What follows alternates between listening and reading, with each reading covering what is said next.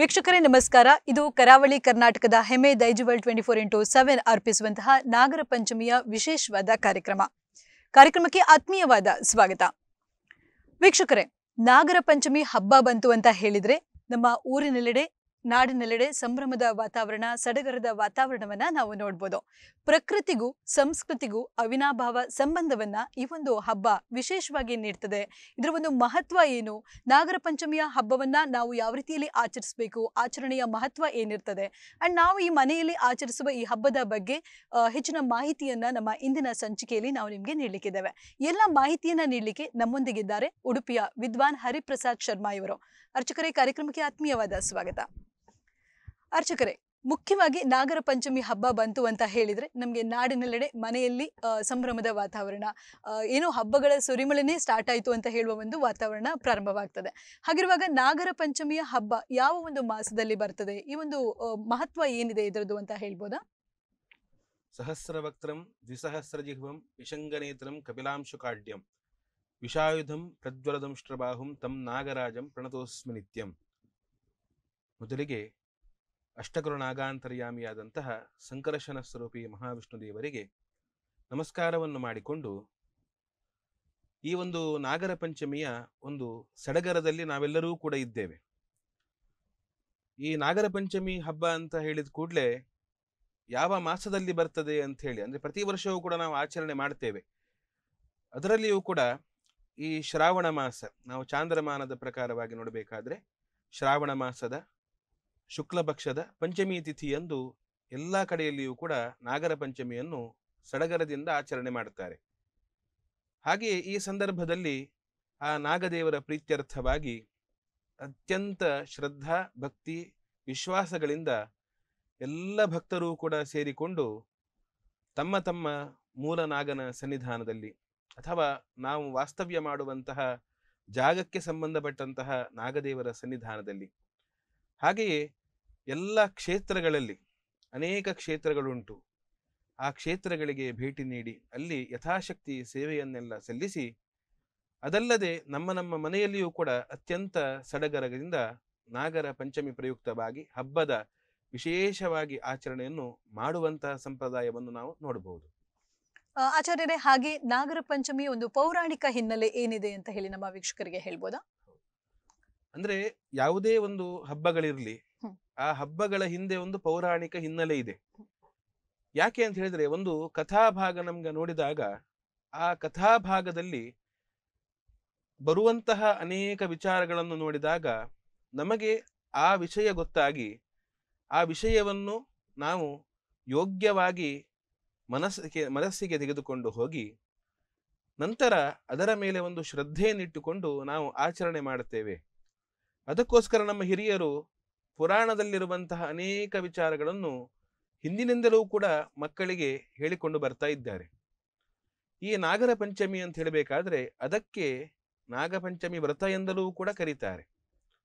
ಅನೇಕ ಕಡೆಗಳಲ್ಲಿ ನಾಗ ಚತುರ್ಥಿಯನ್ನು ಆಚರಣೆ ಮಾಡಿಕೊಂಡು ನಂತರ ನಾಗ ಪಂಚಮಿ ವ್ರತವನ್ನು ಕೂಡ ಆಚರಣೆ ಮಾಡುವಂತಹ ಸಂಪ್ರದಾಯವನ್ನು ನಾವು ನೋಡಬಹುದು. ಹಾಗೆ ಈ ವ್ರತವನ್ನು ಮಾಡಬೇಕಾದ್ರೆ ಯಾತಕ್ಕೋಸ್ಕರ ಈ ವ್ರತವನ್ನು ಮಾಡಬೇಕು ಅಂತ ಹೇಳಿ ಈ ಪುರಾಣವನ್ನು ಅವಲೋಕನ ಮಾಡಿದಾಗ ಸೂತ ಪುರಾಣಿಕರ ಹಾಗೂ ಶೌನಕಾದಿ ಋಷಿವರೇಣ್ಯರ ಸಂವಾದದಲ್ಲಿ ಅದಿದೆ. ಒಂದು ಸಲ ಸೂತ ಪುರಾಣಿಕರಲ್ಲಿ ಕೇಳ್ತಾರಂತೆ, ಶೌನಕಾದಿ ಋಷಿವರೇಣ್ಯರು ಹೇಳ್ತಾರೆ, ಈ ನಾಗಪಂಚಮಿ ಅಂತ ಹೇಳಬೇಕಾದ್ರೆ ಯಾತಕ್ಕೋಸ್ಕರ ನಾವು ಈ ಪಂಚಮಿಯನ್ನು ನಾಗದೇವರಿಗೆ ಅಂತ ಆಚರಣೆ ಮಾಡಬೇಕು ಅಂತ ಹೇಳಿದಾಗ ಹೇಳ್ತಾರೆ, ಪ್ರಾದಾತ್ ತೃತೀಯಾಂ ಪಾರ್ವತ್ಯೈ ಗಣೇಶಾಯ ಚತುರ್ಥಿಕಾಂ ಪಂಚಮೀಂ ಸರ್ವನಾಗಾನಾಂ ಶೇಷಾಣಾಂ ಪತಯೇ ತತಃ. ಅಂದ್ರೆ ಒಂದೊಂದು ತಿಥಿಯನ್ನು ಒಂದೊಂದು ದೇವತೆಗಳ ಒಂದು ಆರಾಧನಾ ರೂಪದಲ್ಲಿ ಆಚರಣೆ ಮಾಡುವಂತಹ ಸಂಪ್ರದಾಯ. ಹೀಗೆ ನೋಡಬೇಕಾದ್ರೆ ಸಾಮಾನ್ಯವಾಗಿ ತೃತೀಯಾ ತಿಥಿಯನ್ನು ನಾವು ಗೌರಿ ತೃತೀಯ ಅಂತ ಹೇಳುತ್ತೇವೆ, ಮುಂದೆ ಭಾದ್ರಪದ ಮಾಸದಲ್ಲಿ ಆಚರಣೆ ಮಾಡುತ್ತೇವೆ. ಹಾಗೆ ಚತುರ್ಥಿ ತಿಥಿಯನ್ನು ನಾವು ಮಹಾಗಣಪತಿ ದೇವರ ಆರಾಧನೆ ಮಾಡುತ್ತೇವೆ. ಹಾಗೆ ಈ ಪಂಚಮಿ ತಿಥಿಯನ್ನು ನಾಗದೇವರಿಗೆ ಕೊಟ್ಟು, ಯಾಕೆ ಅಂತ ಹೇಳಿದ್ರೆ ಒಂದು ಪುರಾಣ ಕಥೆ ಬರ್ತದೆ. ಯದುಕುಲದಲ್ಲಿ ಬಂದಂತಹ ಸಾಂಬನು ಹಾಗೂ ಸ್ಕಂದನು ಮಾಡುವಂತಹ ಒಂದು ಸಂವಾದ, ಈ ವಿಚಾರವನ್ನು ಹೇಳುವುದೇ ಸೂತ ಪುರಾಣಿಕರು. ಅದರಲ್ಲಿ ಹೇಗಂತ ಹೇಳಿದ್ರೆ, ಒಂದು ಸಲ ಈ ಸ್ಕಂದ ದೇವರು ಹೇಳ್ತಾರಂತೆ, ಈ ಒಂದು ಪುರಾಣದಲ್ಲಿ ಏನನ್ನು ಹೇಳಿದ್ದಾರೆ ಈ ನಾಗಪಂಚಮಿ ವಿಷಯವಾಗಿ ಅಂತ ಹೇಳಿ. ಏನಂತ ಹೇಳಿದ್ರೆ, ವೇದಶರ್ಮ ಎಂಬಂತಹ ಒಬ್ಬ ಬ್ರಾಹ್ಮಣ ಇದ್ದಂತೆ. ಕಡು ಬಡತನ ಇತ್ತು ಅವನಿಗೆ. ಅವನಿದ್ದಂತಹ ಜಾಗ ಪ್ರದೇಶ ಪಾಂಡ್ಯ ಅಂತ ಹೇಳಿ. ಆ ಒಂದು ಪ್ರದೇಶದಲ್ಲಿರುವಂತಹ ವೇದಶರ್ಮನಿಗೆ 8 ಜನ ಪುತ್ರರು, ಒಬ್ಬಳು ಮಗಳಿದ್ಲು. ಅವಳ ಹೆಸರು ಸುಶೀಲಾ ಎಂಬುದಾಗಿ. ಅವರಿಗೆ ಕಡು ಬಡತನ ಇದ್ದರೂ ಕೂಡ ಆ ಎಲ್ಲ ಒಂದು ದೇವರ ಆರಾಧನೆಯನ್ನು ಚಾಚೂ ತಪ್ಪದೆ ಮಾಡಿಕೊಂಡು ಬರ್ತಾ ಇದ್ರು. ಹೀಗಿರಬೇಕಾದ್ರೆ ಒಂದು ಸಲ ಗರುಡ ಒಂದು ನಾಗರಹಾವನ್ನು ಇನ್ನು ಆ ನಾಗರಹಾವನ್ನು ಸಾಯಿಸಬೇಕು ಎಂಬಂತಹ ಒಂದು ಉದ್ದೇಶವನ್ನಿಟ್ಟುಕೊಂಡು ಬೆನ್ನಟ್ಟಿಸಿಕೊಂಡು ಬಂದಾಗ ಆ ಸುಶೀಲೆಯ ಕಣ್ಣಿಗೆ ಆ ವಿಚಾರ ಬೀಳ್ತದೆ. ಆಗ ಸುಶೀಲೆ ಏನು ಮಾಡ್ತಾಳೆ ಅಂತ ಹೇಳಿದ್ರೆ, ಆ ನಾಗರಹಾವನ್ನು ರಕ್ಷಿಸ್ತಾಳೆ, ಮನೆಯಲ್ಲಿ ಉಪಚಾರವನ್ನು ಕೊಡ್ತಾಳೆ. ಇಷ್ಟೆಲ್ಲ ಆದ ನಂತರ ಆ ಗರುಡನಿಂದ ಆ ನಾಗರಹಾವಿನ ರಕ್ಷಣೆ ಆಯಿತು. ಹೀಗಿರಬೇಕಾದ್ರೆ ಆ ನಾಗರಹಾವನ್ನು ಪ್ರತಿದಿನವೂ ಕೂಡ ಒಳ್ಳೆಯ ರೀತಿಯಲ್ಲಿ ಉಪಚಾರ ಮಾಡಿದಾಗ ಆ ಹಾವು ಪ್ರತಿ ದಿವಸವೂ ಕೂಡ 1 ಕೆಜಿಯಷ್ಟು ಅಂತ ಹೇಳ್ಬೋದು ಅಷ್ಟು ಬಂಗಾರವನ್ನು ತಂದು ಕೊಡ್ತಾ ಇತ್ತಂತೆ. ಹೀಗಿರಬೇಕಾದ್ರೆ ಅಂತಹ ಬಂಗಾರವನ್ನು ಸ್ವೀಕಾರ ಮಾಡಿ ಆ ವೇದಶರ್ಮನ ಎಲ್ಲ ಬಡತನ ಎನ್ನುವುದು ದೂರವಾಯಿತು, ಸಿರಿವಂತನಾಗ್ತಾನೆ. ಆದ್ರೆ ಮಕ್ಕಳಲ್ಲಿ ಏನಂತ ಹೇಳಿದ್ರೆ ಆಸೆ ಎನ್ನುವುದು ಜಾಸ್ತಿ ಆಗ್ತಾ ಬಂತು. ಒಬ್ಬ ಮಗ ಏನ್ ಮಾಡ್ತಾನಂತ ಹೇಳಿದ್ರೆ, ಒಂದು ದಿವಸ ಆ ನಾಗರಹಾವಿಗೆ ಬೈತಾನೆ, ನಂಗೆ ಚಿನ್ನ ಬೇಕು, ಇನ್ನೂ ಕೂಡ ಜಾಸ್ತಿ ತರಬೇಕು, ತರುವಂಥದ್ದು ನಂಗೆ ಸಾಕಾಗುದಿಲ್ಲ ಅಂತ ಹೇಳಿ. ಹೀಗಿರಬೇಕಾದ್ರೆ ಅವನು ಬೈದು ನಂತರ ಇನ್ನೂ ಕೂಡ ತರಲಿಲ್ಲ ಅಂತ ಹೇಳಿದಾಗ ಕಾಲಿನಿಂದ ಒದಿತಾನಂತೆ. ಒದ್ದಂತಹ ಸಂದರ್ಭದಲ್ಲಿ ಆ ನಾಗರಹಾವು ಅವನಿಗೆ ಕಚ್ಚುತ್ತದೆ. ಕಚ್ಚಿ ಅವನು ಅಲ್ಲಿಯೇ ಸತ್ತು ಹೋಗ್ತಾನೆ. ಅವನ ಉಳಿದ ಸಹೋದರಿಗೂ ಕೂಡ ಕಚ್ಚಿದಂತೆ. ಹೀಗೆ ಪ್ರಾತಃ ಕಾಲದಲ್ಲಿ ನೋಡುವಾಗ ಸುಶೀಲೆ ಬಂದು ನೋಡ್ತಾಳೆ, ನಾಗನಿಗೆ ಉಪಚಾರ ಮಾಡಬೇಕಂತೇಳಿ ಇಲ್ಲಿ ಇವರೆಲ್ಲರೂ ಕೂಡ ಪ್ರಾಣವನ್ನು ಕಳೆದುಕೊಂಡಿದ್ದಾರೆ. ಹೀಗಿರ್ಬೇಕಾದ್ರೆ ಏನು ವಿಚಾರ ಆಗಿದೆ ಎಂಬುದಾಗಿ ಆ ನಾಗನಲ್ಲೇ ಪ್ರಶ್ನಿಸಿದಾಗ ಆ ನಾಗದೇವರು ಎಲ್ಲ ವಿಚಾರವನ್ನು ಹೇಳ್ತಾರೆ. ಹಾಗೆ ಆ ಸಂದರ್ಭದಲ್ಲಿ ಸುಶೀಲೆಯು ನಾನು ನಾಗನಿಗೆ ಉಪಚಾರ ಮಾಡಿದ್ದೇ ತಪ್ಪಾಯ್ತಾ ಎಂಬುದಾಗಿ ಮನಸ್ಸಿನಲ್ಲಿ ಒಂದು ವೇದನೆ ಬರ್ತದೆ. ಹಾಗೂ ಇನ್ನು ತಂದೆಯು ಬಂದು ಕೇಳಿದಾಗ ನಾನು ಏನು ಉತ್ತರ ಕೊಡುವುದು? ಹಾಗೆ ಆ ತಂದೆಯು ನಾನು ಮಾಡಿದಂತಹ ಒಂದು ಉಪಚಾರದಿಂದ ಸಂತುಷ್ಟನಾಗದೆ ನನ್ನ ಇಡೀ ಕುಟುಂಬವನ್ನೇ, ತಂದೆಯ ಕುಟುಂಬವನ್ನೇ ನಾಶ ಮಾಡಿದಂತಹ ಒಂದು ದೋಷ ನನಗೆ ಬರ್ತದೆ ಎಂಬುದಾಗಿ ಮನಸ್ಸಿನಲ್ಲಿ ಚಿಂತನೆ ಮಾಡಿ ದುಃಖವನ್ನು ಅನುಭವಿಸಿ ಆ ಸಂದರ್ಭದಲ್ಲಿ ಏನಾದ್ರೂ ಅಡ್ಡಿಲ್ಲ, ನನ್ನ ಸಹೋದರರು ಹೇಗೂ ಹೋಗಿದ್ದಾರೆ, ನಾನೂ ಕೂಡ ಸಾಯ್ತೇನೆ ಎಂಬುದಾಗಿ ಆ ಒಂದು ಖಡ್ಗವನ್ನು ಹಿಡಿದುಕೊಂಡು ಪ್ರಾಣತ್ಯಾಗವನ್ನು ಮಾಡ್ತಾಳೆ ಅಂತ ಹೊರಡ್ತಾಳೆ.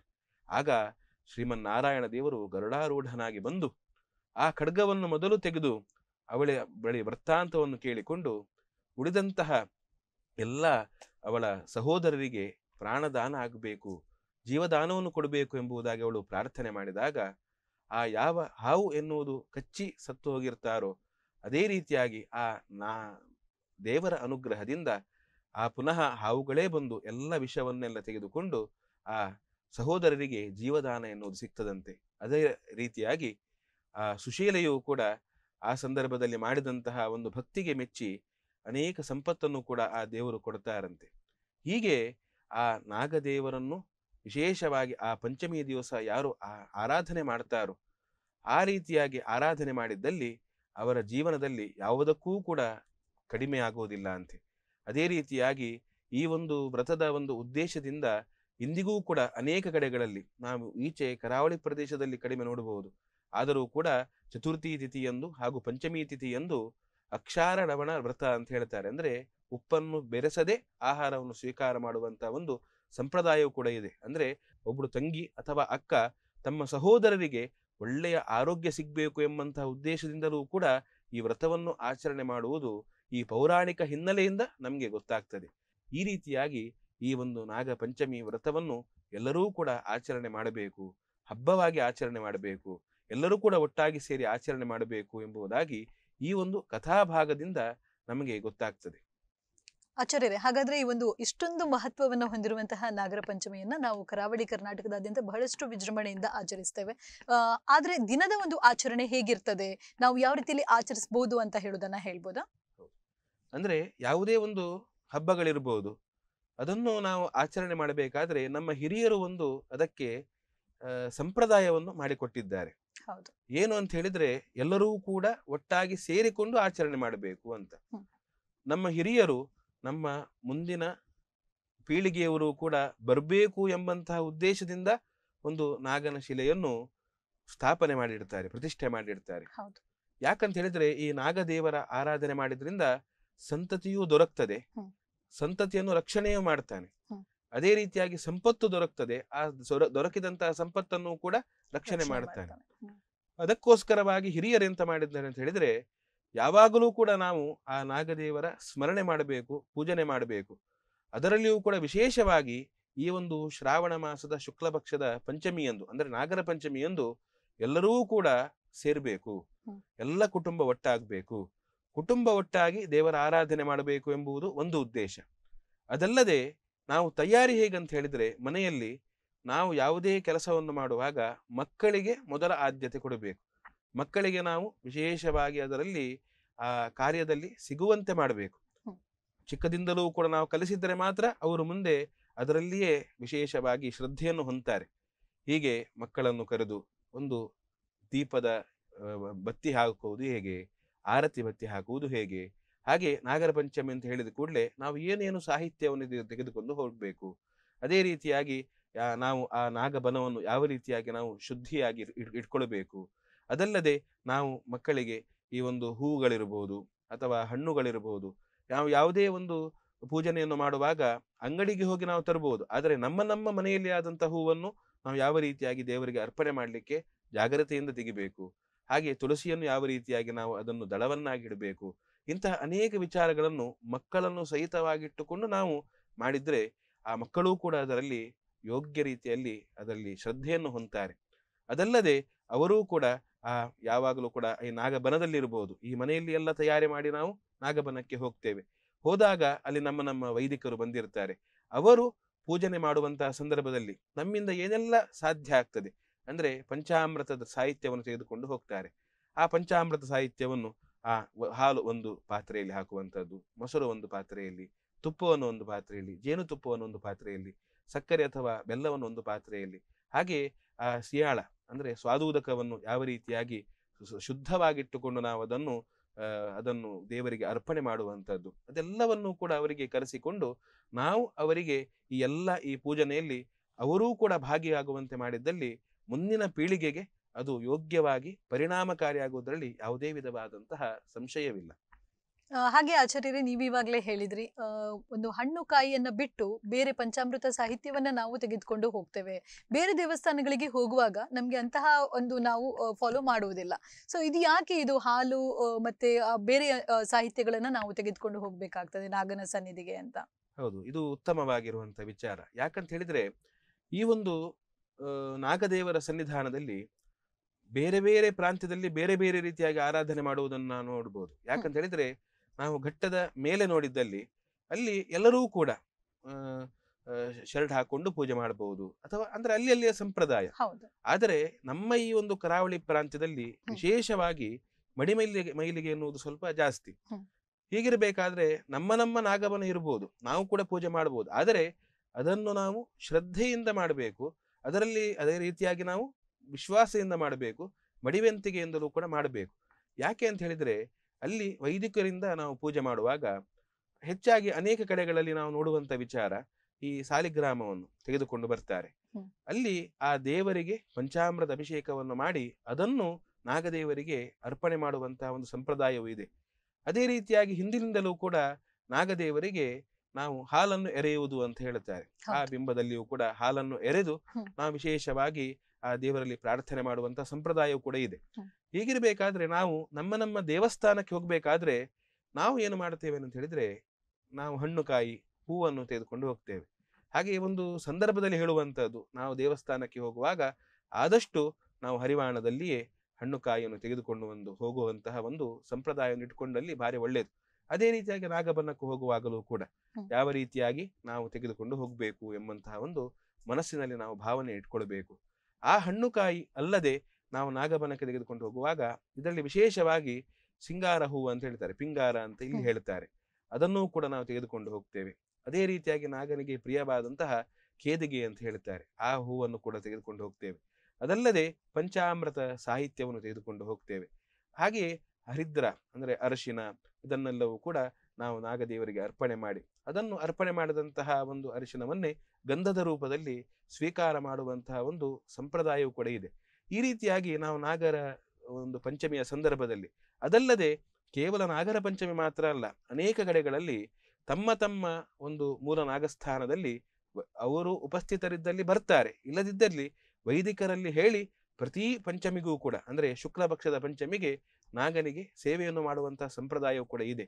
ಅದಲ್ಲದೆ ಸಂಕ್ರಮಣದಲ್ಲಿಯೂ ಕೂಡ ವಿಶೇಷವಾಗಿ ಆ ನಾಗದೇವರ ಸೇವೆಯನ್ನು ಕೂಡ ಮಾಡ್ತಾರೆ. ಅಂದ್ರೆ ನಾವು ಕೇವಲ ಒಂದು ವರ್ಷಕ್ಕೆ ಒಂದು ಸಲ ಮಾತ್ರ ಅಲ್ಲ, ಪ್ರತಿ ತಿಂಗಳೂ ಕೂಡ ಆ ನಾಗದೇವರ ಭೇಟಿ, ಆ ನಾಗದೇವರ ಸನ್ನಿಧಾನದಲ್ಲಿ ಸೇವೆ, ಹಾಗೆ ಆ ದೇವರ ಪ್ರಸಾದವನ್ನು ಸ್ವೀಕಾರ ಮಾಡುವಂತಹ ಸಂಪ್ರದಾಯವೂ ಕೂಡ ನಮ್ಮಲ್ಲಿ ಬೆಳೆದುಕೊಂಡು ಬಂದಿದೆ. ಅಂದ್ರೆ ಪಂಚಮಿಯ ದಿನ, ಸಂಕ್ರಮಣದ ದಿನ ಕೂಡ ಜನರು ನಾಗದೇವರನ್ನ ಪೂಜಿಸ್ತಾ ಇರ್ತಾರೆ. ಆದ್ರೆ ನಾಗರ ಪಂಚಮಿಯ ವಿಶೇಷ ದಿನದಂದು ವಿಶೇಷವಾಗಿ ಒಂದು ವಿಜೃಂಭಣೆಯಿಂದ ಪೂಜೆ ಮಾಡ್ತಾರೆ.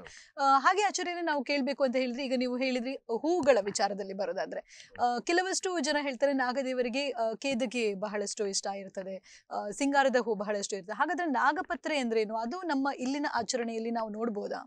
ಅಂದ್ರೆ ಪತ್ರ ಪೂಜೆ ಅಂತ ಹೇಳಿ ಹೆಚ್ಚಾಗಿ ಒಂದು ನಾಗ ವ್ರತವನ್ನು ಮಾಡುವಂತಹ ಸಂದರ್ಭದಲ್ಲಿ ಅದರಲ್ಲಿ ಕಲ್ಪೋಕ್ತ ಪೂಜೆಯಲ್ಲಿ ಅನೇಕ ಪತ್ರಗಳನ್ನೆಲ್ಲ ಹೇಳ್ತಾರೆ.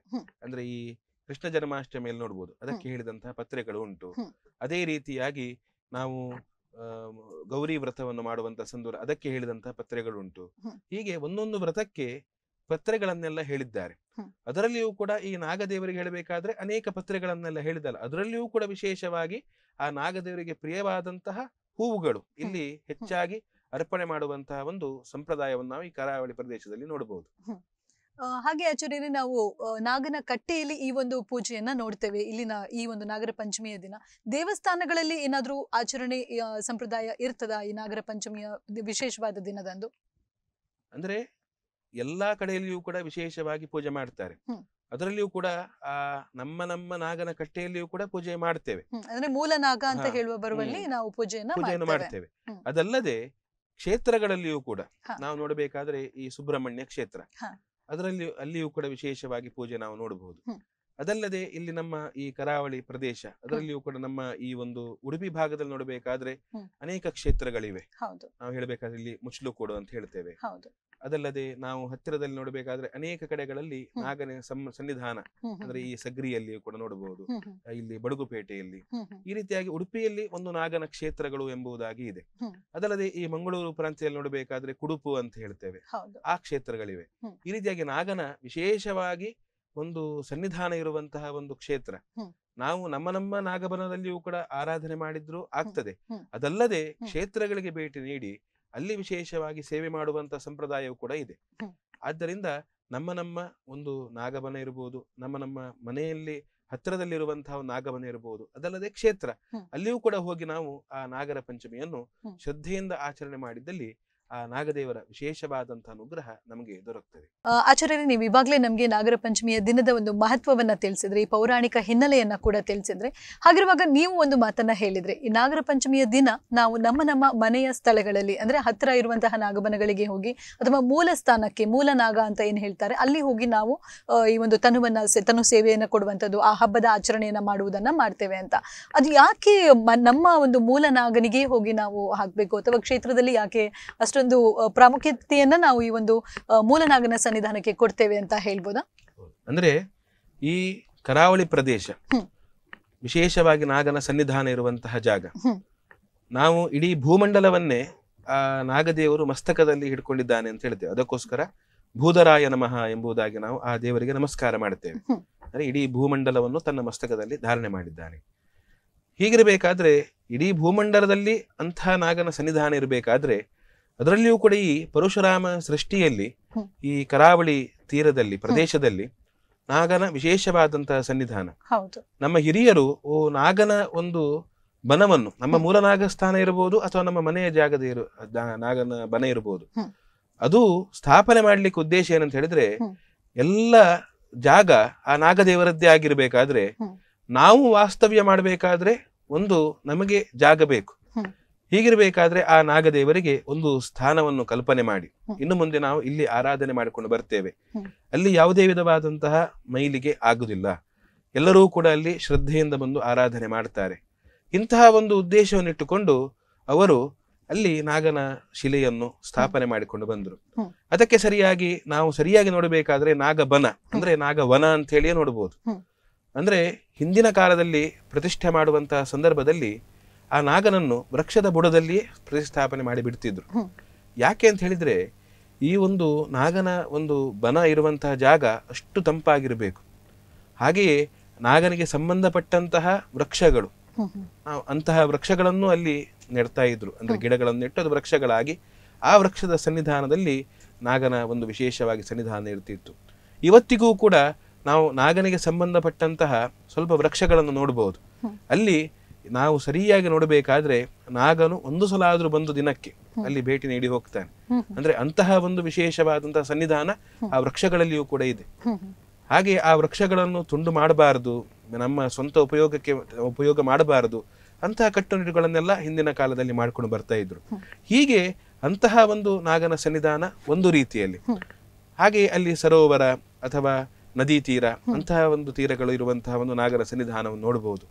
ಅದಲ್ಲದೆ ನಾವು ವಾಸ್ತವ್ಯ ಮಾಡುವಂತಹ ಜಾಗಕ್ಕೆ ಸಂಬಂಧಪಟ್ಟಂತಹ ನಾಗದೇವರು ಅಂದ್ರೆ ನಾವು ನಮ್ಮ ಮೂಲ ಬೇರೆ ಇರಬಹುದು, ಆದರೆ ನಾವು ಇಲ್ಲಿ ನಮ್ಮ ಊರಿಗೆ ಬಂದು ನಾವಿಲ್ಲಿ ನಮ್ಮ ಉದ್ಯೋಗ ನಿಮಿತ್ತವಾಗಿಯೋ ಯಾವುದೋ ಒಂದು ಉದ್ದೇಶದಿಂದ ಇಲ್ಲಿ ಬಂದು ನೆಲೆ ನಿಂತಾಗ ಆ ಸಂದರ್ಭದಲ್ಲಿ ನಮಗೆ ಮೂಲನಾಗನ ಅನುಗ್ರಹ ಯಾವ ರೀತಿ ಬೇಕು ಅದೇ ರೀತಿಯಾಗಿ ಹತ್ತಿರದಲ್ಲಿರುವಂತಹ ನಾಗನ ವಿಶೇಷವಾದಂತಹ ಅನುಗ್ರಹ ಬೇಕು. ಯಾಕಂದ್ರೆ ಇಲ್ಲಿ ನಾವು ವಾಸ್ತವ್ಯ ಮಾಡಬೇಕಾದ್ರೆ ಆ ನಾಗನ ಜಾಗದಲ್ಲಿಯೇ ನಾವಿದ್ದೇವೆ. ಆದ್ದರಿಂದ ನಾವು ಕಾಲಕ್ಕೆ ಆ ನಾಗದೇವರಿಗೆ ತನುವನ್ನು ಸಮರ್ಪಣೆ ಮಾಡಿಯೋ ಆ ನಾಗದೇವರ ಪ್ರಸಾದವನ್ನು ಸ್ವೀಕಾರ ಮಾಡಿಯೋ ನಾವು ಆ ಸ್ಥಳದಲ್ಲಿ ವಾಸ್ತವ್ಯ ಮಾಡಿದಾಗ ನಮಗೆ ಯಾವಾಗಲೂ ಕೂಡ ಶ್ರೇಯಸ್ಸಾಗ್ತದೆ. ಅದಲ್ಲದೆ ಹಿರಿಯರು ನಂಬಿಕೊಂಡು ಬಂದಂತಹ ಆ ಮೂಲನಾಗದೇವರ ಸನ್ನಿಧಾನದಲ್ಲಿ ಆರಾಧನೆ ಮಾಡಿದ್ರೆ ಫಲ ಏನಂತ ಹೇಳಿದ್ರೆ, ನಾವು ಒಂದು ವೃಕ್ಷಕ್ಕೆ ಆ ಬುಡದಲ್ಲಿ ಮಾತ್ರ ನೀರು ಹಾಕೋದು. ಆ ಬುಡದಲ್ಲಿ ನೀರು ಹಾಕಿದ್ರೆ ಯಾವ ರೀತಿಯಾಗಿ ಅದರ ಅಂಶ ಎನ್ನುವುದು ಶಾಖೋಪಶಾಖೆಗಳಿಗೆ ಹೋಗಿ ನಮಗೆ ಆ ವೃಕ್ಷ ಎನ್ನುವುದು ಒಳ್ಳೆ ರೀತಿಯಾಗಿರುವುದು ನಮಗೆ ತೋರಿ ಬರ್ತದೋ ಅದೇ ರೀತಿಯಾಗಿ ನಮ್ಮ ಮೂಲ ಸ್ಥಾನ ಅಂತ ಹೇಳಿದ್ರೆ ಅದು ಒಂದು ವೃಕ್ಷದ ರೀತಿಯಲ್ಲಿ ಆ ಜಾಗದಲ್ಲಿ ನಾಗದೇವರ ಆರಾಧನೆ ಮಾಡಿದ್ರೆ ಅದರ ಕವಲು ಏನಂತ ಹೇಳಿದ್ರೆ ನಮ್ಮ ಕುಟುಂಬದಲ್ಲಿರುವಂತಹ ಸದಸ್ಯರು ಅವರೆಲ್ಲರಿಗೂ ಕೂಡ ಶ್ರೇಯಸ್ಸಾಗ್ತದೆ, ಎಲ್ಲರೂ ಕೂಡ ಒಟ್ಟಾಗಿ ಸೇರಿದಾಗೆ ಆಗ್ತದೆ. ಅದಕ್ಕೋಸ್ಕರವಾಗಿ ನಾವು ಆ ನಾಗದೇವರ ಆರಾಧನೆಯನ್ನು ಎಲ್ಲಾ ಕಡೆಯಲ್ಲೂ ಮಾಡಿಕೊಂಡು ಬರಬೇಕು. ಅದೇ ರೀತಿಯಾಗಿ ಕ್ಷೇತ್ರಕ್ಕೆ ಹೋದಾಗ ನಮ್ಮ ಜಾಗಕ್ಕೆ ಸಂಬಂಧಪಟ್ಟಂತಹ ಕ್ಷೇತ್ರಗಳಿದೆ, ಆ ಕ್ಷೇತ್ರ ದೇವತೆಯ ಅನುಗ್ರಹವು ಕೂಡ ನಮಗೆ ದೊರಕಿದಾಗೆ ಆಗ್ತದೆ. ಈ ರೀತಿಯಾಗಿ ಒಟ್ಟಿನಲ್ಲಿ ಈ ಒಂದು ನಾಗರ ಪಂಚಮಿಯ ಒಂದು ಪರ್ವಕಾಲದಲ್ಲಿ ಆ ನಾಗದೇವರ ವಿಶೇಷವಾದಂತಹ ಆರಾಧನೆಯನ್ನು ನಮ್ಮ ಮೂಲಸ್ಥಾನದಲ್ಲಿಯೋ ನಾವು ವಾಸ ಮಾಡುವ ಸ್ಥಾನದ ಸಂಬಂಧಪಟ್ಟ ನಾಗವನದಲ್ಲಿಯೋ ಅಥವಾ ಕ್ಷೇತ್ರ ಸಂದರ್ಶನ ಮಾಡಿ ಅಲ್ಲಿ ಪ್ರಸಾದ ತೆಗೆದುಕೊಂಡಿಯೋ ಆಚರಣೆ ಮಾಡಿದಲ್ಲಿ ಭಾರಿ ಶ್ರೇಯಸ್ಕರ, ಒಳ್ಳೆಯದು. ಅಂದ್ರೆ ವೃಕ್ಷ ಬೆಳೆದಂತೆ ವಂಶೋಭಿವೃದ್ಧಿ ಕೂಡ ಆಗ್ತದೆ, ನಮ್ಮ ಸಂತತಿ ಕೂಡ ಬೆಳೀತದೆ ಅಂತ ಹೇಳುವ ಒಂದು ನಂಬಿಕೆ ಕೂಡ ಇದೆ. ಆಚರಣೆ ಹಾಗೆ ನಾವೀಗ ನೋಡ್ಬೋದು ಗ್ರಾಮೀಣ ಭಾಗದಲ್ಲಿ ಇದರ ಒಂದು ಆಚರಣೆ ವಿಶಿಷ್ಟ ರೀತಿಯಲ್ಲಿ ಇರ್ತದೆ. ಹಾಗೆ ನಗರದ ಒಂದು ಪ್ರದೇಶಗಳಲ್ಲಿ ನಾವು ಹೇಗೆ ಈ ಒಂದು ಆಚರಣೆಯನ್ನ ನೋಡ್ಬೋದು ಅಂತ ಹೇಳ್ಬೋದಾ? ಗ್ರಾಮೀಣ ಭಾಗದಲ್ಲಿ ನೋಡಬೇಕಾದ್ರೆ ನಾವು ಈಗಿನ ಕಾಲದಲ್ಲಿಯೂ ಕೂಡ ಅನೇಕ ಕಡೆಗಳಲ್ಲಿ ನಮ್ಮ ವಾಹನವನ್ನು ಒಂದು ಕಡೆ ಇಟ್ಟು ಎಷ್ಟೋ ಒಳಗೆ ನಡ್ಕೊಂಡು ಹೋಗ್ಬೇಕು. ಅಲ್ಲಿ ಹೋಗಿ ಅಲ್ಲಿ ನಾವು ನಾಗದೇವರ ಆರಾಧನೆಯನ್ನು ಮಾಡಿಕೊಂಡು ಬರಬೇಕು, ಅಷ್ಟು ಕಷ್ಟವಾಗ್ತದೆ. ಆದ್ರೆ ಈ ನಗರ ಪ್ರದೇಶದಲ್ಲಿ ನೋಡಬೇಕಾದ್ರೆ ಆ ದೇವರ ಅನುಗ್ರಹದಿಂದ ಎಲ್ಲರೂ ಕೂಡ ಆ ಹಿಂದಿನ ಇರುವಂತಹ ಒಂದು ನಾಗಬನವನ್ನು ಜೀರ್ಣೋದ್ಧಾರ ಮಾಡಿದ್ದಾರೆ. ಆ ಜೀರ್ಣೋದ್ಧಾರ ಮಾಡಿದಂತಹ ನಾಗನ ಸನ್ನಿಧಾನ ಅಲ್ಲಿ ಹೋಗಿ ನಾವು ವಿಶೇಷವಾಗಿ ಸುಲಭದ ರೀತಿಯಲ್ಲಿ ನಾವು ಸೇವೆಯನ್ನು ಮಾಡಿಕೊಂಡು ಬರಬಹುದು. ಅದರಲ್ಲಿಯೂ ಕೂಡ ನಮ್ಮ ಒಂದು ದೊಡ್ಡ ಒಂದು ಕರ್ತವ್ಯ ಉಂಟು. ಏನಂತ ಹೇಳಿದ್ರೆ ಗ್ರಾಮೀಣ ಭಾಗದಲ್ಲಿರ್ಬೋದು ಅಥವಾ ನಗರ ಭಾಗದಲ್ಲಿರ್ಬೋದು, ಆ ನಾಗನ ವಿಷಯದಲ್ಲಿ ನಾವು ಶ್ರದ್ಧೆಯನ್ನು ಎಷ್ಟು ಇಡ್ತೇವೆಯೋ ಅದಕ್ಕಿಂತ ಜಾಸ್ತಿ ದೊಡ್ಡ ಕರ್ತವ್ಯ ಏನಂತ ಹೇಳಿದ್ರೆ ನಾವು ಅದನ್ನು ಶುಚಿಯಾಗಿಡುವಂತಹ ಒಂದು ಕರ್ತವ್ಯ. ಹಳ್ಳಿಯಲ್ಲಿರ್ಬೋದು, ನಗರದಲ್ಲಿಯೂ ಕೂಡ ಇರ್ಬೋದು. ಯಾಕಂತ ಹೇಳಿದ್ರೆ ಆ ನಾಗರ ಪಂಚಮಿಯ ಪರ್ವಕಾಲದಲ್ಲಿ ನಾವೆಲ್ಲರೂ ಕೂಡ ವಿಶೇಷವಾಗಿ ಅಲ್ಲಿ ಹೋಗಿ ಸೇವೆಯನ್ನು ಮಾಡಿಕೊಂಡು ಬರ್ಬೋದು. ಅದರ ಮರುದಿನ ಏನು, ಅದರ ಮರುದಿನ ಅಲ್ಲಿ ಎಲ್ಲ ಏನು ನಮ್ಮಿಂದ ಅಪಚಾರ ಆಗ್ತದೆ, ಅದು ಗಲೀಜು ಮಾಡಿಟ್ರೆ. ಆದ್ರಿಂದ ಅದನ್ನು ನಾವು ವಿಶೇಷವಾಗಿ ಮುತುವರ್ಜಿಯನ್ನು ವಹಿಸಿಕೊಂಡು ಅಲ್ಲಿ ನಾವು ತೆಗೆದುಕೊಂಡು ಹೋಗುವಾಗ ಅನೇಕ ಈಗಿನ ಕಾಲದಲ್ಲಿ ನೋಡಬೇಕಾದ್ರೆ ಪ್ಲಾಸ್ಟಿಕ್ ಗಳಲ್ಲಿ ನಾವು ತೆಗೆದುಕೊಂಡು ಹೋಗ್ಬೋದು. ಹಾಲು ಹೇಳಬೇಕಾದ್ರೆ ಪ್ಲಾಸ್ಟಿಕ್ ನಲ್ಲಿ ಬರ್ತದೆ, ಅಥವಾ ಜೇನುತುಪ್ಪ ಹೇಳಬೇಕಾದ್ರೆ ಅದರದ ಬಾಟ್ಲಿ ಬರ್ತದೆ. ಹೀಗೆ ಅದನ್ನೆಲ್ಲವನ್ನೂ ಕೂಡ ಒಟ್ಟಾಗಿ ನಾವು ತಂದು ಅದಕ್ಕೆ ಸೂಕ್ತವಾದಂತಹ ವ್ಯವಸ್ಥೆಯನ್ನು ನಮ್ಮ ಮನೆಗೆ ಬಂದು ತೆಗೆದುಕೊಂಡು ಹೋಗುವಂತಹ ವ್ಯವಸ್ಥೆ ಮಾಡಿದ್ದಾರೆ. ಆದ್ದರಿಂದ ನಾವು ತೆಗೆದುಕೊಂಡು ಹೋದದ್ದನ್ನು ನಾವೇ ತೆಗೆದುಕೊಂಡು ಬಂದು ಅದನ್ನು ನಾವು ಅದಕ್ಕೆ ಸೂಕ್ತವಾಗಿ ಅದನ್ನು ವ್ಯವಸ್ಥೆ ಮಾಡಿದಲ್ಲಿ ಮಾತ್ರ ನಾವು ನಾಗದೇವರಿಗೆ ಪೂಜೆ ಮಾಡಿದಷ್ಟೇ ದೊಡ್ಡ ಪುಣ್ಯ ಸಿಗ್ತದೆ. ಆದ್ದರಿಂದ ನಗರ ಭಾಗದಲ್ಲಿ ವಿಶೇಷವಾಗಿ ನಾವು ಹೇಳಬೇಕು. ಆದ್ದರಿಂದ ಈ ನಾಗರ ಪಂಚಮಿಯ ಪರ್ವಕಾಲದಲ್ಲಿ ನಾವು ಯಾವ ರೀತಿಯಾಗಿ ನಾಗದೇವರ ಆರಾಧನೆ ಮಾಡ್ತೇವೆ, ಅದು ಒಂದು ಪರಿಸರದ ಆರಾಧನೆಯೂ ಕೂಡ ಹೌದು, ನಾವು ಪ್ರಕೃತಿಯ ಆರಾಧನೆಯೂ ಕೂಡ ಹೌದು. ಅದೇ ರೀತಿಯಾಗಿ ನಾವು ಪರಿಸರ ಸಂರಕ್ಷಣೆ ಮಾಡುವುದು ಕೂಡ ನಮ್ಮದು ಆದ್ಯ ಕರ್ತವ್ಯವಾಗಿದೆ. ಅಂದ್ರೆ ಈ ಒಂದು ಪ್ರಕೃತಿ ಮತ್ತು ಸಂಸ್ಕೃತಿಯ ನಡುವಿನ ಒಂದು ಅವಿನಾಭಾವ ಸಂಬಂಧವನ್ನ ನಮ್ಮ ಈ ಪಂಚಮಿ ಕೂಡ ಬಹಳಷ್ಟು ವಿಶಿಷ್ಟವಾಗಿ ನಮಗೆ ನೀಡುತ್ತದೆ. ಅದರಿಂದ ನಾವು ಪರಿಸರ ಸಂರಕ್ಷಣೆ ಒಂದು ಮಾಹಿತಿಯನ್ನ ಕೂಡ ಇದರಲ್ಲಿ ನಾವು ಅಳವಡಿಸಿಕೊಳ್ಬೇಕು ಅಂತ ಹೇಳ್ತಾ ಇದ್ದೀರಾ.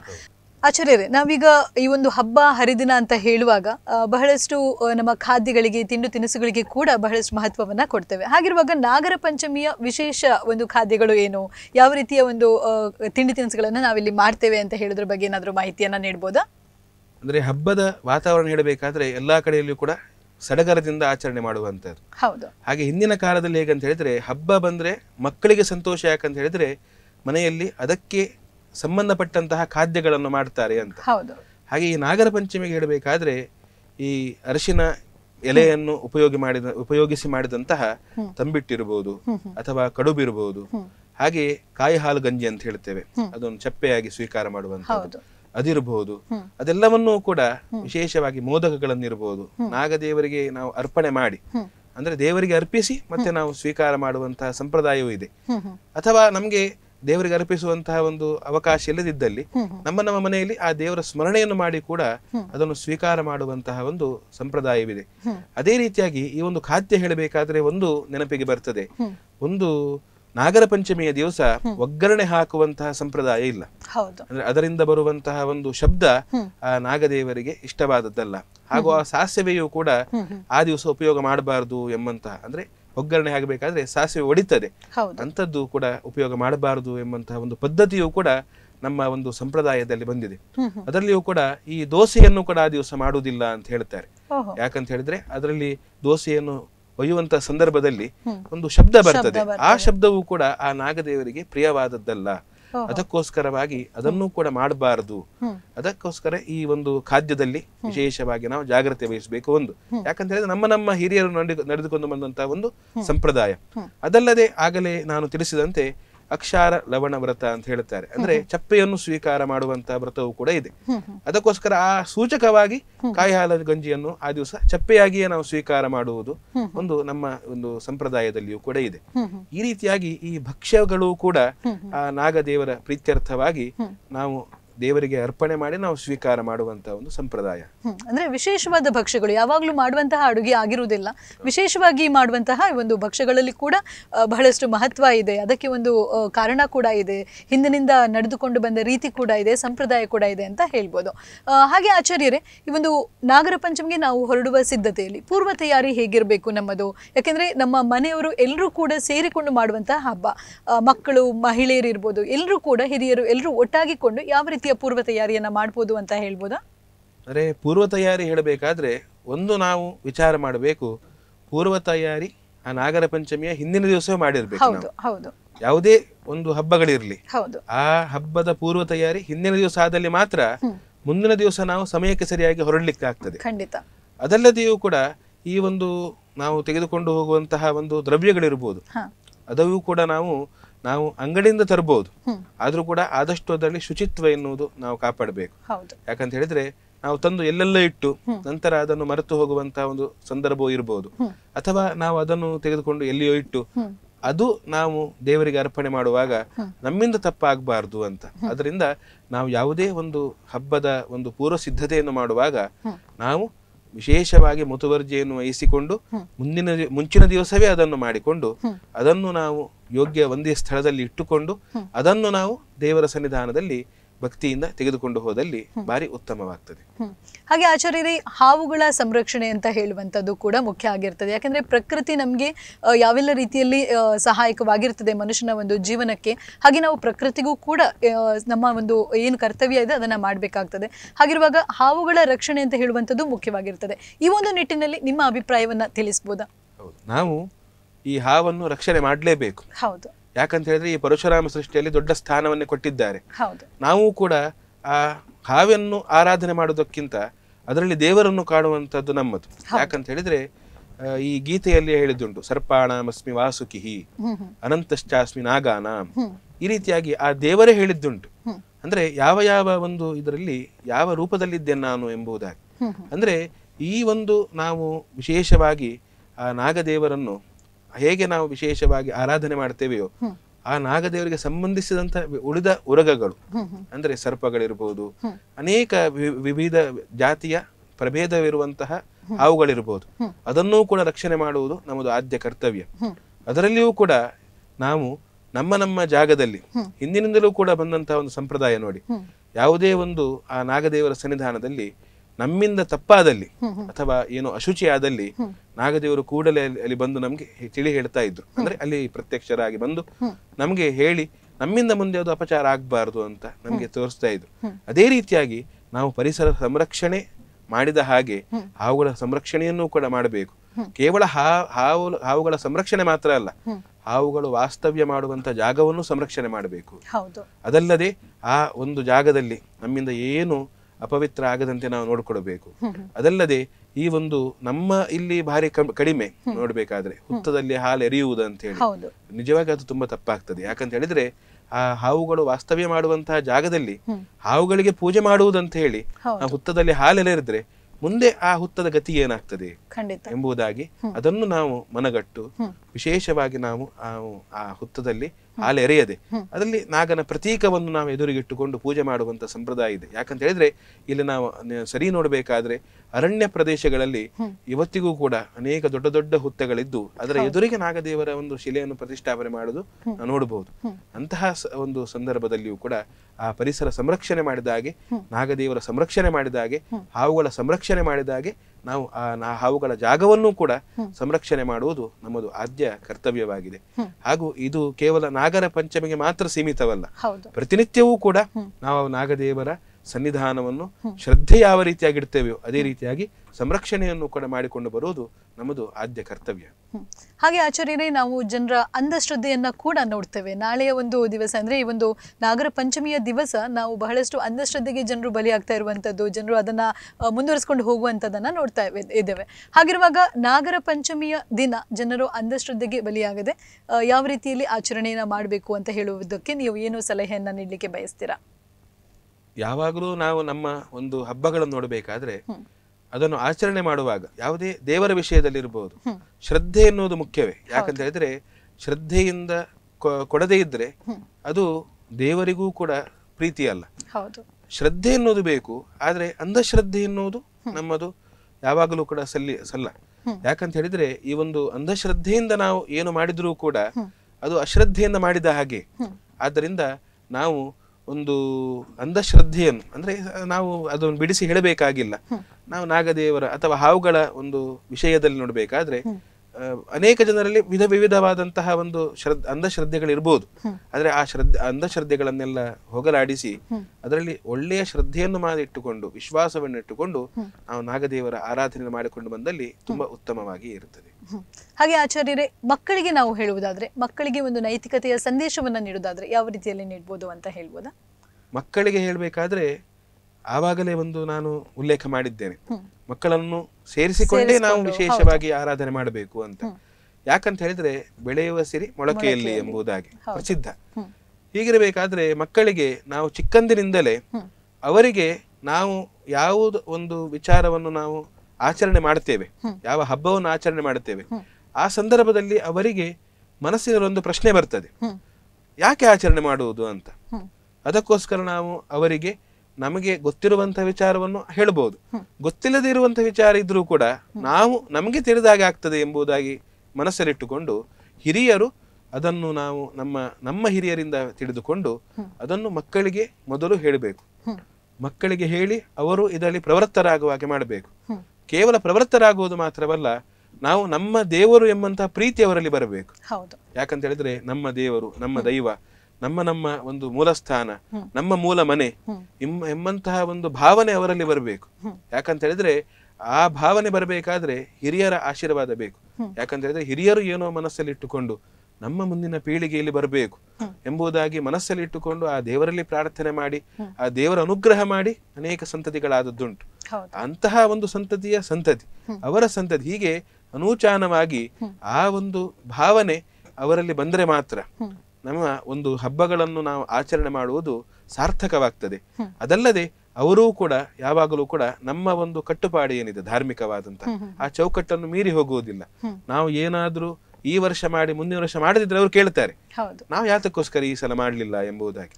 ಆದ್ದರಿಂದ ಅವರಿಗೆ ನಾವು ಸೇರಿಸಿಕೊಂಡು ವಿಶೇಷವಾಗಿ ಒಂದು ಒಟ್ಟಾಗಿ ಸೇರಿಕೊಂಡು ಆರಾಧನೆ ಮಾಡಿದ್ದಲ್ಲಿ ಅದರ ಒಂದು ಉಪಯೋಗ ಏನಂತ ಹೇಳಿದ್ರೆ ಅವರು ಮುಂದೆ ಧಾರ್ಮಿಕರಾಗಿರ್ತಾರೆ, ಯಾವಾಗಲೂ ಕೂಡ ದೇವರನ್ನು ಬಿಡುವುದಿಲ್ಲ, ಆ ದೇವರ ವಿಷಯದಲ್ಲಿ ಯಾವಾಗಲೂ ಕೂಡ ಪ್ರವೃತ್ತರಾಗಿರ್ತಾರೆ. ಅದರಿಂದ ಅವರಿಗೂ ಕೂಡ ಒಳ್ಳೇದಾಗ್ತದೆ. ನಾವು ಅವರಿಗೆ ಗೊತ್ತಾಗದಿದ್ರೂ ಕೂಡ ನಾವು ಅವರ ಒಂದು ವರ್ತನೆಯಲ್ಲಿ ನಡವಳಿಕೆಯಲ್ಲಿ ಅವರ ವ್ಯತ್ಯಾಸವನ್ನು ನಾವು ನೋಡಬಹುದು.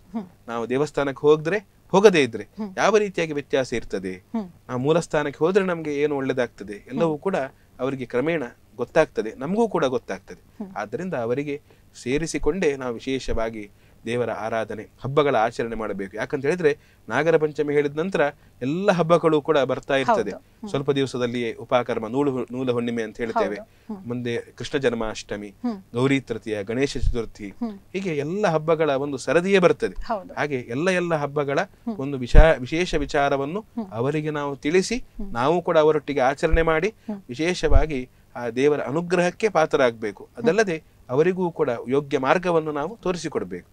ಅಂದ್ರೆ ಬದಲಾಗುತ್ತಿರುವಂತಹ ಈ ಒಂದು ಕಾಲಘಟ್ಟದಲ್ಲಿ ನಾವು ಮಕ್ಕಳನ್ನ ಅಂದ್ರೆ ನಮ್ಮ ಮುಂದಿನ ಪೀಳಿಗೆಯನ್ನ ನಾವು ಅವರಿಗೆ ಕಲಿಸಬೇಕು ಅಂತ ಹೇಳಿದ್ರೆ ಮನೆಯವರು ಮಕ್ಕಳನ್ನ ಕೂಡ ಕೈ ಜೋಡಿಸಿಕೊಂಡು ಕೆಲಸವನ್ನ ಮಾಡಬೇಕು, ಹಬ್ಬ ಹರಿದಿನಗಳ ಆಚರಣೆಯನ್ನ ಮಾಡಬೇಕು ಅಂತ ಹೇಳಿ ಬಹಳಷ್ಟು ಒಳ್ಳೆಯ ಮಾಹಿತಿಯನ್ನ ನೀಡಿದಿರ ಆಚಾರ್ಯರೇ. ಹಾಗೆ ಕೊನೆಯದಾಗಿ ಹೇಳೋದಾದ್ರೆ ನಮ್ಮ ಜನತೆಗೆ ದೈಜ್ ವರ್ಲ್ಡ್ ಉಡುಪಿ ಚಾನೆಲ್ ಇಂದ ನೀವು ಯಾವ ರೀತಿಯ ಒಂದು ಸಂದೇಶವನ್ನ ನೀಡಲಿಕ್ಕೆ ಬಯಸ್ತೀರಾ, ಹಾಗೆ ಶುಭಾಶಯವನ್ನ ಕೋರ್ಲಿಕ್ಕೆ ಬಯಸ್ತೀರಾ?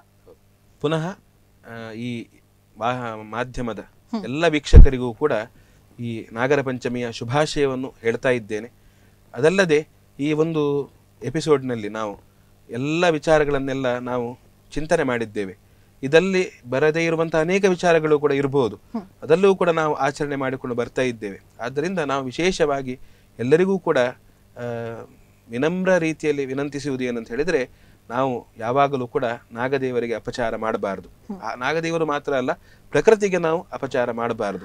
ಅದರಲ್ಲಿಯೂ ಕೂಡ ನಿತ್ಯವೂ ಕೂಡ ಅದರಲ್ಲಿ ನಾವು ಶ್ರದ್ಧೆಯನ್ನು ಇಟ್ಕೊಳ್ಬೇಕು, ವಿಶ್ವಾಸವನ್ನು ಇಟ್ಕೊಳ್ಬೇಕು. ಅದರಿಂದ ನಾವು ಆರಾಧನೆ ಮಾಡಿದಲ್ಲಿ ಮಾತ್ರ ನಾವು ಆರಾಧನೆ ಮಾಡಿದಂತಹ ಪುಣ್ಯ ಫಲ ನಮಗೆ ದೊರಕಿದ್ದು ನಮ್ಗೆ ಗೊತ್ತಾಗ್ತದೆ. ಅದರಿಂದ ನಮ್ಗೆ ಯಾರೋ ಹಿರಿಯರು ಹೇಳಿದ್ದಾರೆ, ನಮ್ಗೆ ಅದರ ವಿಶ್ವಾಸವೇ ಇಲ್ಲ, ನಮ್ಮಷ್ಟಕ್ಕೆ ಹೋಗಿ ನಾವು ಏನೋ ಅವ್ರು ಹೇಳಿದಕ್ಕೋಸ್ಕರ ಹೋಗಿ ಬರ್ತೇವೆ ಹೇಳಿದ್ರೆ ಅದರಿಂದ ಪುಣ್ಯ ಇಲ್ಲ. ಪುಣ್ಯ ಸಿಗ್ಬೇಕಾದ್ರೆ ನಾವು ವಿಶೇಷವಾಗಿ ಅದರಲ್ಲಿ ವಿಶ್ವಾಸವನ್ನು ಇಟ್ಟುಕೊಂಡು ನಾವು ನಮ್ಮ ಹಬ್ಬಗಳನ್ನೆಲ್ಲ ಆಚರಣೆ ಮಾಡಿದ್ದಲ್ಲಿ ಮಾತ್ರ ನಮಗೆ ಅದರ ಪುಣ್ಯವೂ ಕೂಡ ದೊರಕ್ತದೆ, ಹಾಗೆ ಮುಂದಿನ ಪೀಳಿಗೆಗೆ ನಾವು ಹೇಳಿದಾಗೂ ಆಗ್ತದೆ. ಆದ್ದರಿಂದ ಎಲ್ಲರೂ ಕೂಡ ಶ್ರದ್ಧೆಯಿಂದ, ಭಕ್ತಿಯಿಂದ, ವಿಶ್ವಾಸದಿಂದ ಈ ಒಂದು ನಾಗದೇವರ ಆರಾಧನೆಯನ್ನು ಮಾಡಿಕೊಂಡು ನಮ್ಮ ಜೀವನವನ್ನು ಧನ್ಯ ಮಾಡಿಕೊಡ್ಬೇಕು. ಅದಲ್ಲದೆ ನಮ್ಮ ವಿಶೇಷವಾಗಿ ಇದರಲ್ಲಿ ಹೇಳಿದಂತೆ ನಮ್ಮ ಪರಿಸರದಲ್ಲಿರುವಂತಹ ನಾಗದೇವರ ಆರಾಧನೆಯನ್ನು ಕಾಲಕಾಲಕ್ಕೆ ನಾವು ಮಾಡಿಕೊಂಡು ಅಲ್ಲಿ ವಿಶೇಷವಾಗಿ ನಾವು ಇದು ನಾಗರ ಪಂಚಮಿಯ ಸಂದರ್ಭದಲ್ಲಿ ನಾಗತನು ಇತ್ಯಾದಿಗಳನ್ನು ನೋಡಬಹುದು. ಅದಲ್ಲದೆ ನಮ್ಮ ಹಿರಿಯರು ನಡೆದುಕೊಂಡು ಬಂದಂತೆ ಅಲ್ಲಿ ನಾಗವರ್ಧಂತಿ ಅಂತ ಆಚರಣೆ ಮಾಡಬಹುದು, ಅಥವಾ ನಾಗದೇವರ ಪ್ರೀತ್ಯರ್ಥವಾಗಿ ಆಶ್ಲೇಷಾಬಲಿ ಸೇವೆ ಅಂತವೂ ಕೂಡ ಆಗ್ತದೆ. ಅದಲ್ಲದೆ ನಾಗ ತನುತರ್ಪಣ ಅಂತಲೂ ಆಗ್ತದೆ. ಅದಲ್ಲದೆ ಈ ಕರಾವಳಿಯಲ್ಲಿ ವಿಶೇಷವಾಗಿ ನಡೆಯುವಂತಹ ಜಾನಪದ ಯುಕ್ತವಾದಂತಹ ಒಂದು ಸೇವೆ, ಆ ನಾಗಮಂಡಲ ಸೇವೆ, ಅದೆಲ್ಲವೂ ಕೂಡ ಜರುಗ್ತದೆ. ಹಾಗೆ ನಮ್ಮ ಜಾಗದಲ್ಲಿ ಜರುಗುವಂತಹ, ನಮ್ಮ ಕ್ಷೇತ್ರದಲ್ಲಿ ಜರುಗುವಂತಹ ಅಂತಹ ಸೇವೆಗಳಿಗೆ ಯಥಾಶಕ್ತಿ ನಾವು ಸೇವೆಯನ್ನು ಅರ್ಪಣೆ ಮಾಡಿಕೊಂಡು ನಮ್ಮ ಜೀವನವನ್ನು ನಾವು ಸಾರ್ಥಕಪಡಿಸಿಕೊಳ್ಳಬೇಕು ಅಂತ ಹೇಳಿ ಅವರಲ್ಲಿ ಕೇಳಿಕೊಳ್ತಾ ಇದ್ದೇನೆ. ಆಚಾರ್ಯ, ನಮ್ಮ ಇಂದಿನ ಕಾರ್ಯಕ್ರಮಕ್ಕೆ ನೀವು ಆಗಮಿಸಿ ಪರಿಸರ ಹಾಗೆ ಪುರಾಣ ಮತ್ತು ನಂಬಿಕೆ ಇವುಗಳ ಸೂಕ್ಷ್ಮ ಸಂಬಂಧಗಳ ಬಗ್ಗೆ ನಮ್ಮ ವೀಕ್ಷಕರಿಗೆ ತಿಳಿಸಿಕೊಟ್ಟಿದ್ದೀರಾ. ಎಲ್ಲ ಮಾಹಿತಿಯನ್ನು ಕೊಟ್ಟಿದ್ದಕ್ಕಾಗಿ ನಿಮಗೆ ಅನಂತ ಧನ್ಯವಾದಗಳು. ವೀಕ್ಷಕರೇ, ನಮ್ಮ ನಾಗರ ಪಂಚಮಿಯ ವಿಶೇಷ ಸಂಚಿಕೆಯನ್ನು ನಾವು ಇಲ್ಲಿಗೆ ಮುಗಿಸ್ತಾ ಇದ್ದೇವೆ. ಮುಂದಿನ ಸಂಚಿಕೆಯೊಂದಿಗೆ ಭೇಟಿಯಾಗೋಣ. ವಂದನೆಗಳೊಂದಿಗೆ ನಾಡಿನ ಸಮಸ್ತ ಜನರಿಗೆ ನಾಗರ ಪಂಚಮಿ ಹಬ್ಬದ ಹಾರ್ದಿಕವಾದ ಶುಭಾಶಯಗಳು.